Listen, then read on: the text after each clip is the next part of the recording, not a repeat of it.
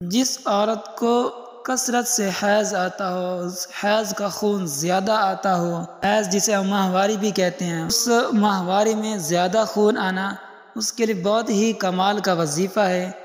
ایک آیت ہم آپ کو بتانے لگے ہیں، وَقِيلَ يَا أَرْضُ ابْلَعِي مَاءَكِ وَيَا سَمَاءُ أَقْلِعِي وَغِيضَ الْمَاءُ وَقُضِيَ الْأَمْرُ وَاسْتَوَتْ عَلَى الْجُودِيِّ وَقِيلَ بُعْدًا لِلْقَوْمِ الظَّالِمِينَ۔